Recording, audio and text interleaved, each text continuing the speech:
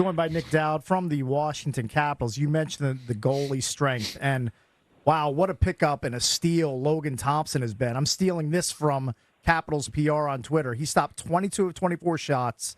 He improves to 11-1-2 on the season. He's the only goaltender in the NHL with 10 or more starts and only one loss in regulation. I mean, McClellan brought him in to kind of just elevate that room, and that's clearly what's happened. Is that it's a platoon thing with Thompson and Chucky.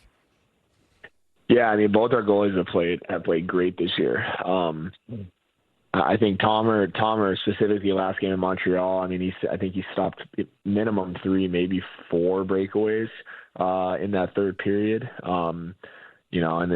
And all kind of different, right? Like one from a defenseman, 3 from forwards, but they were kind of different guys. And he made saves on every single one of them. And then so he's been playing great. I mean, definitely been playing really, really well, giving us an opportunity to win every night. But Charlie Lindgren's been doing the exact same. I think they've been playing. They've been playing almost every other game, kind of switching off, which is interesting for a tandem goal for tandem goalies on a team, because traditionally, as you guys know, you kind of have a starter and you have a backup, and the starter plays probably 75% of the games, and so there's a little bit of a different routine. I was talking to Chucky about it too. I think our team has changed a little bit as well, where I think we're playing much better team defense. I think that these guys, both our guys, are facing less shots, and I think that can get challenging sometimes, right? Like we walk out of some periods where Tomer and Chucky are facing like 4 shots in a period, and you think about that. Think about it as like a player. If you were to only get like 1 or 2 shifts or 3 shifts in a period, and you're kind of cold, kind of waiting to get going, get the legs going. I think that's a similar thing for goalies, right? Chucky or Tomer only faces 3-4 shots, and then maybe you got to come back next period and you end up facing like 12. I actually think it's probably, they'll tell you it's easier, if you end up saving 30, 45 shots a game because you're into the game, right? Yeah. As opposed to you only get 15, 16, 17, 20 shots a game. That can sometimes be challenging. So, but yeah, they're both playing great, man. I mean, backbone of our team, reason we're winning a lot of hockey games.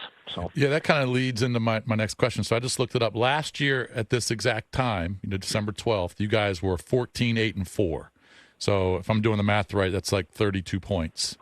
Obviously, this year you're 19-6-2, and we always focus on the offense, right? The goals scored, because you guys got 109 goals scored.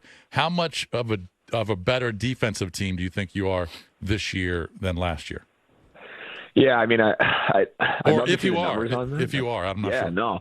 No, I definitely think so. I mean, it definitely helps for scoring goals, right? Because you can kind of get by in some of those wins by potentially, outscoring your opponent and maybe not playing the best defense. But I actually think it's been, overall, I think our defense has been great. I think, like I said, the 6 D-men that play on any given night have been really, really good. Our goaltending's been really good. But I think even like with our forwards coming back in the D zone, we're doing a great job of preventing high danger scoring areas, and then or scoring chances per se, and then we don't give up a ton of shots, right? And we're more than comfortable to play in tight games, 1-goal games, 2-goal games. There's definitely been times where we've got up on teams 4 or 5 goals early, and I think just human nature, you kind of take your foot off the gas a little bit, and then you end up giving up more chances than you'd like, but you still win the hockey game because you've given yourself that cushion.